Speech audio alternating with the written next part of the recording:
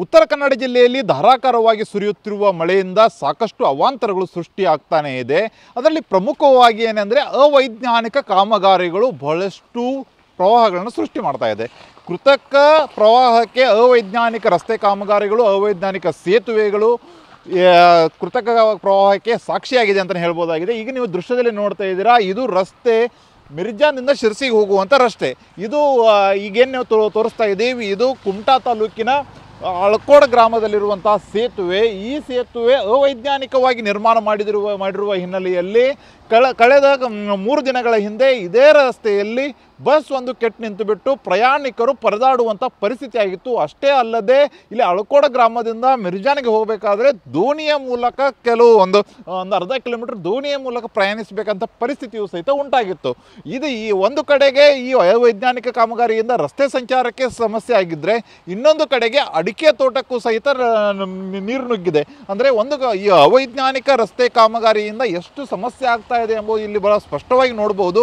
ಒಂದು ಕಡೆಗೆ ರಸ್ತೆ ಸಂಚಾರ ಅಳಕೋಡ ಗ್ರಾಮಸ್ಥರಿಗೆ ನಿರಂತರವಾಗಿ ಸಮಸ್ಯೆ, ಅಷ್ಟೇ ಅಲ್ಲದೆ ಕೃಷಿ ಚಟುವಟಿಕೆಗಳಿಗೂ ಸಮಸ್ಯೆ ಆಗ್ತಾ ಇದೆ. ನೀವು ದೃಶ್ಯದಲ್ಲಿ ನೋಡ್ಬೋದು, ಇದು ಅಳಕೋಡ ಗ್ರಾಮದಲ್ಲಿರುವಂಥ ಸುಮಾರು 5 ಎಕರೆ ಅಡಿಕೆ ತೋಟ. 5 ಎಕರೆ ಅಡಿಕೆ ತೋಟಕ್ಕೆ ರಸ್ತೆಯಲ್ಲಿರೋ ನೀರು ಪೂರ್ತಿ ತೋಟಕ್ಕೆ ಹೋಗಿದೆ. ತೋಟಕ್ಕೆ ಹೋಗಿರುವುದರಿಂದ ತೋಟ ಎಲ್ಲ ನಾಶ ಆಗಿದೆ. ಸಹಜವಾಗಿ ಅಡಿಕೆ ತೋಟದಲ್ಲಿ ನೀರು ಹೆಚ್ಚಿಗೆ ಹೊತ್ತಿರಬಾರ್ದು. ನೀರು ಹೆಚ್ಚಿಗೆ ಹೊತ್ತಿದ್ದರೆ ಅಡಿಕೆ ಬೆಳೆಗೆ ಸಮಸ್ಯೆ ಆಗುತ್ತೆ, ಕೊಳೆ ರೋಗ ಬರುತ್ತೆ. ಕೊಳೆ ರೋಗದಿಂದ ಅಡಿಕೆ ಬೆಳೆ ಸಂಪೂರ್ಣವಾಗಿ ನಾಶ ಆಗುತ್ತೆ ಅಂತಲೂ ಹೇಳಲಾಗ್ತಾ ಇದೆ. ಆ ಹಿನ್ನೆಲೆಯಲ್ಲಿ ಈಗಾಗಲೇ ಉತ್ತರ ಕನ್ನಡ ಜಿಲ್ಲೆಯಲ್ಲಿ ಸಾಕಷ್ಟು ಅವಾಂತರಗಳು ಸೃಷ್ಟಿಯಾಗಿದೆ. ಆ ಅವಾಂತರಗಳು ಮಾತ್ರ ದಿನದಿಂದ ದಿನಕ್ಕೆ ಹೆಚ್ಚಿಗೆ ಆಗ್ತಾ ಇದೆ.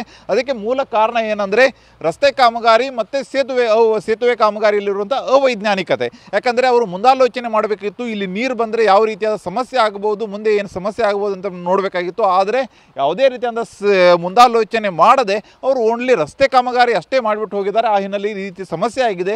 ಈಗ ನಮ್ಮ ಜೊತೆಗೆ ಸ್ಥಳೀಯರಿದ್ದಾರೆ, ಅವ್ರನ್ನೇ ಮಾತಾಡಿಸೋಣ. ಸರ್, ಇದು ಅಳಕೋಡ ಗ್ರಾಮದಲ್ಲಿ ಈ ರೀತಿಯಾದ ಸಮಸ್ಯೆ ಪ್ರತಿ ವರ್ಷವೂ ಆಗ್ತಾನೆ ಇದೆ. ಇದು ಕಾರಣ ಏನಂತಿದೆ ಸರ್? ಇಲ್ಲಿ ಮೊದಲನೇದಾಗಿ ಇಲ್ಲಿರುವಂತಹ ಈ ಒಂದು ರಸ್ತೆಯ ಪಕ್ಕದಲ್ಲಿರುವಂತಹ ಹೊಳೆ, ಈ ಕಡೆ ಇರುವಂತಹ ಯಾಣದ ಹೊಳೆ, ಚಂಡಿಕಾ ಹೊಳೆ, ಈ ಕಡೆ ಒಂದು ಬೆಟ್ಟದಿಂದ ಬರುವಂತಹ ಊರಿನಿಂದ ಬರುವಂತಹ ಒಂದು ಚಿಕ್ಕದಂತಹ ಹೊಳೆ. ಈ ಹೊಳೆಗೆ, ಈ ಚಿಕ್ಕವಾದಂತಹ ಹೊಳೆಗೆ ಯಾಣದಿಂದ ಬಂತಹ ಚಂಡಿ ಹೊಳೆ ಅಡ್ಡಗಟ್ಟೋದ್ರಿಂದ ಇದು ನೀರು ರಸ್ತೆಗೆ ಬರ್ತದೆ. ಆದರೆ ಈ ವರ್ಷ ಏನಾಗಿದೆ ಕೇಳಿದ್ರೆ, ನಮ್ಮ ಆರ್ ಎನ್ ಎಸ್ ಕಂಪನಿಯವರು ಈಗ ಕುಮಟಾ ಶಿರ್ಸಿ ರೋಡನ್ನು ಕಾಂಕ್ರೀಟೀಕರಣ ಮಾಡ್ತಾ ಇದ್ದಾರೆ. ಅದರ ಸಲುವಾಗಿ ಇಲ್ಲಿ ರಸ್ತೆಯನ್ನು ಹೈಟ್ ಮಾಡ್ತೇವೆ ಅಂತ ಹೇಳಿದ್ದಾರೆ, ಒಂದು 5 ಫುಟ್ ಹೈಟ್ ಮಾಡ್ತೇವೆ ಅಂತ ಹೇಳ್ತಿದ್ದಾರೆ. ಈ ಸೇತುವೆಯನ್ನು ಕಟ್ಟಿದ್ದಾರೆ.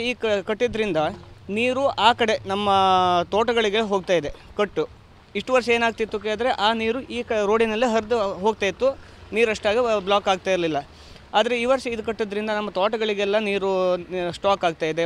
ಒಂದು ದಿವಸ ನಿಲ್ತಾ ಇದೆ ನೀರು. ಒಂದು ದಿವಸ ನಿಂತಿದ್ದರಿಂದ ತೋಟದ ಅಡಿಕೆಗಳಿಗೆಲ್ಲ ಹಾನಿ ಆಗ್ತದೆ, ಕೊಳೆ ರೋಗ ಎಲ್ಲ ಬರ್ತದೆ ಅಂತ ಹೇಳ್ತಿದ್ದಾರೆ.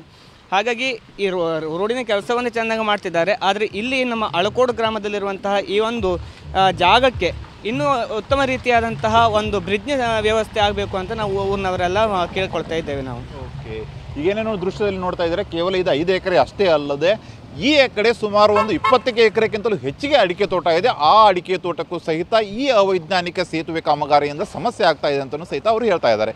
ಕ್ಯಾಮ್ರಾಮನ್ ಮಂಜುನಾಥ್ ಜೊತೆ ಸೂರಜ್ ಉತ್ತರೆ, TV9 ಕಾರವಾರ.